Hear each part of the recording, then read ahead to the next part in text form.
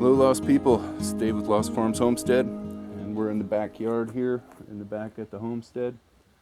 And I am putting together a burn barrel so that we can burn some of the excess paper and cardboard. You alright, Pig? The dog's sneezy. Yeah, putting together a burn barrel so we can burn some of the excess paper and cardboard around the homestead. So, excuse me, it's cold out here. So, here, I bought a barrel. This is an old apple juice concentrate barrel that I picked up from a flea market down the road. $15, not bad. Since they finally lifted the burn ban out here. They had a burn ban for a while. I guess it's been a couple of weeks since they lifted it. But I think that Oklahoma has a different idea of drought than Arizona. So I was kind of confused when I got out here and they had a burn ban. Didn't make any sense to me, but I guess they were waiting for the first major rain. So once it rained, then they lifted the ban and everybody's been burning. I could see it all over, so we went and picked up a drum. So anyways, so I found this here. This is a old top from like a burn bin thing, those fire pit things. So I found one of these in the trash, laying around in one of the trash piles back here, and wired up some fence to it to keep any big embers from coming out, because we don't want to, send embers out into the forest, even though the burn ban's off and everything's kind of wet, but I still don't want to take any chances with it. So that ought to keep anything big from coming out of there. So yeah, I'm gonna fire this thing up, so stick around. Thanks.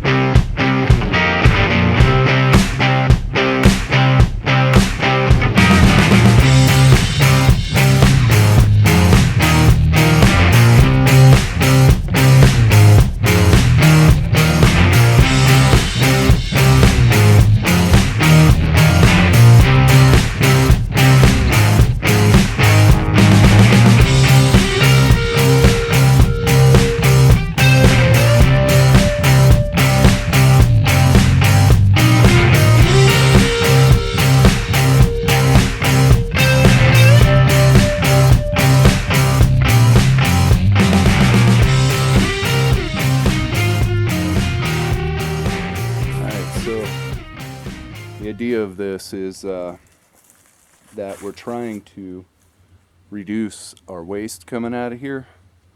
Now, ideally, what we're trying to do is we want our output to go back in and to equal our input, so that whatever we're bringing in is coming off of the property and we have no waste. Just trying to get her tail. I don't know if that was on the camera, but that was kind of funny. Anyways, so yeah, the idea is that what we want to do is cut our wastes down far enough to a point where everything that we're putting out of the homestead is going back in. Now this, you can use some ashes you can use as potash to help out with compost or with fertilizing or changing the pH of the ground. I mean, obviously not stuff with chemicals and nasty stuff in it, but just like ashes from wood or paper, you know, you can use, and you can use it for other things too. But we're trying to get a point where we're not bringing in plastic, because plastic is an issue to get rid of. And then recycling, we're trying to recycle as much as we can here, inside of here, like tin cans, aluminum cans for sodas. We use those when we do bottle wall work and things like that, can wall, bottle wall type of stuff. And so we use it for that. And like, you know, burning paper and cardboard, any paper and cardboard that comes in, we burn it. Plastic, we have to throw away plastic. So what we try not to bring in plastic. I mean, it's difficult. We're kind of pretty far out, so a lot of the things that we get, we order from online and it's delivered, and it comes in plastic. I mean, it's wrapped in plastic or in a box that's cushioned with plastic, and you know, like that. So we're trying to figure out ways to minimize that kind of stuff. I mean, again, you know, the goal is to have zero waste coming out of the homestead. So yeah, the burn barrel is just a part of that, one part, and it also helps us get rid of all of the excess paper and cardboard, especially from making this move. We have a lot of boxes. Now, some of those we're going to use. We're keeping a large portion of the boxes that we used for moving, and we're going to roll those out and put them in the bottom of the raised beds to keep the grass and weeds and stuff from growing up underneath. Now, when we lay that down, that'll eventually decompose, but by the time it decomposes, the seeds of whatever was under there should be dead by then and not able to come up. Also, with without the sun, you know, they won't be able to grow anyways. So that's part of the idea for some of that cardboard. Oh, got an audience. So anyways, so yeah, that's part of the idea for this. We're trying to get rid of most of what we bring in so that we're not bringing in a lot of waste, and we want to reduce the amount of waste that we are bringing in. So we're working on ways to do that. And yeah, the barrel is one way to reduce what we're putting out of here. So now a lot of stuff is going to be going out of here, just as in, you know, junk, because there's a lot of trash piles all over the place on the property, and we got the dumpster out here for that. So a lot of it's going to be going through with the dumpster is going to be going out that way.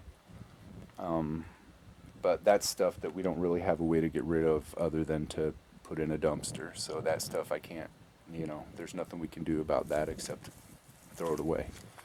So, but once we get all of the stuff cleared off the property, yeah, it shouldn't be a problem after that. So that's the hope. And then we got a lot of wood out here that's seasoned, would be good for firewood and other stuff. So we're going to use some of that, hopefully.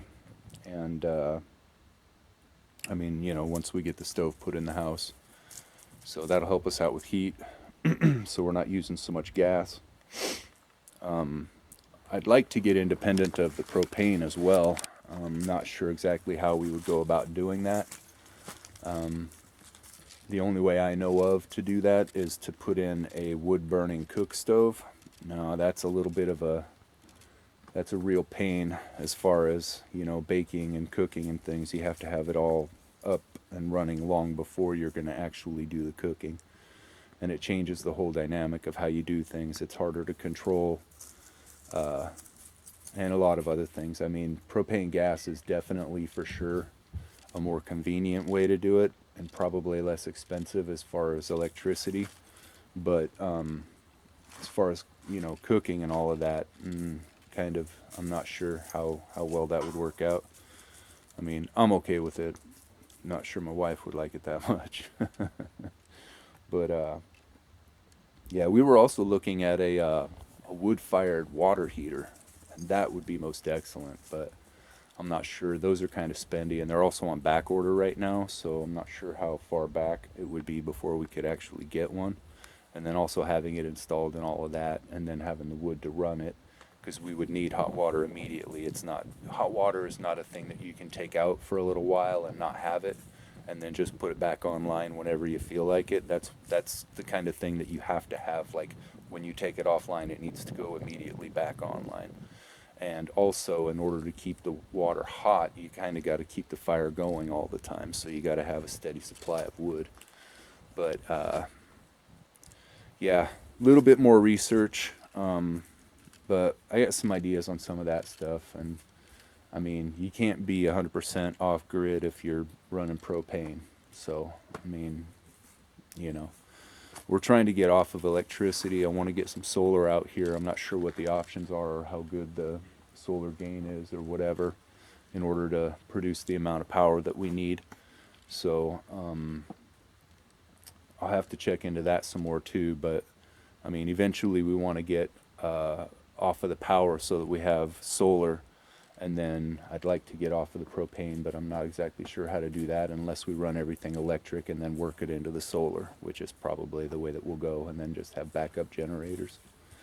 So anyways, lots of things to think about and work out, lots of research to do in the matter of which way we go on it. So it's going to be a while before we figure that stuff out. And I got quite a bit of other work to do on the things that we can do, and that I know what we need to figure out for that. So we'll probably get most of that stuff going in the meantime until we figure out exactly how we want to work all of that. So, and also I'm sure there's a lot of things that we don't know about Oklahoma and the spring and the summer and the weather and the animals and the snakes and the insects. I'm sure there's a lot of things that we're going to find out and learn probably pretty quickly. And I'm not sure that that'll have any real effect on any of the things that we do, but yeah, it might move some things in front of others, perhaps. I don't know. But anyways, so yeah, it's kind of a yeah, kind of not really a important episode, not a lot going on. I mean, all I'm doing is throwing together a burn barrel, and it's probably not very entertaining. But I did want to talk about, you know, the waste issue and how we're trying to make it sustainable in a way where, you know, everything that goes out comes back in, or everything that goes out comes back in, and kind of, you know, makes a circle so that it's less waste, if any at all. So yeah, that's about where I'm at with it. So short episode this week. Apologize for the lack of entertainment on it. I'm trying to get where we can start doing some other stuff out here. Not sure what I can actually really do right now with the holidays and everything. It kind of makes it difficult. So, you know, between travel and everything like that. So I'm kind of trying to get some things together to start doing some stuff after the first of the year. I'm not sure how the weather's going to be out here. It's supposed to get snowy. So, yeah, we'll see how that works. And then I'm thinking some fence is really what I'm thinking. We're probably going to start working on the fence around the front and down the sides here. And I got to figure out what we're doing back here with this. because we were looking at this. So we got this right here is the chicken fence, and this is the pen where the chickens are right here. And you can see I finally got those apples in the ground over here, and they're doing a little bit better. I think they're just winter shocked, but we'll see if they come back in the spring. Hopefully they do. So, but we got this fence line right here that goes down, and then right here it breaks off, and this is a separate area right here. They got a makeshift gate. I don't like this. I'll have to fix that. But they got this area here, and of course another trash pile that I got to pick up. But this area here is like a little pen right here, which would be good. And this goes around over here this way like this, and then it kind of pops in and out right there, and then goes back in that spot, and it kind of lifts up right there. You can see right there where it lifts up a little bit, and I figure I can put some kind of a like a structure here for animals, like a house or something, like a goat house maybe, and then put goats back in here. I know it's not a lot of space for them, but I mean, for what it is, it's not bad, you know. And I mean, if we're feeding them and, you know, we're bringing them hay and whatever they need, I think they should be fine back here as long as they don't escape. I know they're notorious escape artists, so I don't know. I'm thinking we put them in the high one right here where the chickens are. I think we put them in this one and house them back there, or put up another shelter over here and then put sheep in this one, because I don't know how much space a sheep needs. But I mean, I figure, you know, if we can put up a house for them, they're not going to jump over this fence, you know, so we don't really need to worry about sheep. It's the goats we need to worry about. And with this being a tall fence, I think that'd be perfect for them. Of course, they're going to eat the apple trees, but I mean, maybe we cage the apple trees or something. I don't know. We'll figure it out. But what I'm thinking is, see, what I'm thinking is that, Pickle, pick, come on, this way. What I'm thinking is that if we start putting fence around the front, and then we're trying to figure, Pickle, come on, this way. I'm thinking is, we start putting fence around the front of the property. Pickle, come on. Hey, if you're not going to listen, you're going to go inside. Come on. Thank you. Sorry about that. So, what I'm thinking is that if we start putting the fence around the front, and then we get back to this area and start moving stuff around back here, to my way of thinking, I think it's easier to leave the stuff that we have where it is and work with it, turn it into something. I think that'd be a lot easier than pulling it up and trying to move it somewhere else. So I think we work with this how it is over here, and then it goes all the way back and around that, and then comes back again on this fence line right here. Oh, it stops right there. So I mean, I think we use that and turn it into something, because I don't think, I mean, personally, to pull it up and tear it all down and then move it somewhere else and just put it all back up again, it seems to me like a whole lot of work. So I don't know, perhaps it's necessary. So I think we draw it out and see what we've got, and then pull some tape, do some measurements, and maybe we move some stuff around. Maybe we work with what we've got. I don't know. Kind of got to get out here and look at it. So we came out last week and looked at it, but we actually went down the hill and was looking at the canyon down there and looking at all of that. And there's a lot of property back there, but I'm not sure. I need to get back there and clear all of that. So, but I'm thinking this here, if we clear this right here, because that, you can see, if you look, you can see the neighbors back there, but that's all our property back there, and it's all kind of overgrown with the trees. I think if we get back there and take all the underbrush out and just leave the big trees, I think that's a big area back there that we can probably do a lot with. I'm thinking like an orchard, maybe some vineyard stuff, berries, something, you know, fence it all in, get it nice and secure, and then yeah, go from there. So I'm thinking fence is probably where we're going to start. So and I don't know how far out I am from actually being able to do that. And also it's going to start getting cold, but I'm not afraid of a bit of cold. So we'll see what we got to do. And yeah, get some of these trees out of the way, cut some of this stuff down, and get it cleaned up. Mostly I got to get these trash heaps picked up and out of here, so that's a lot of it.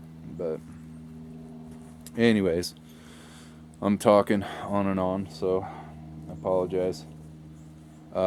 Yeah, well, thanks for watching our video. I'm gonna try and get some more stuff going on. I know it's been a little boring the last couple of videos. I'm trying to get some stuff together. It's a little bit difficult right now, but I'll get some stuff going on, so stick around. See you next time. Like and subscribe. Thanks.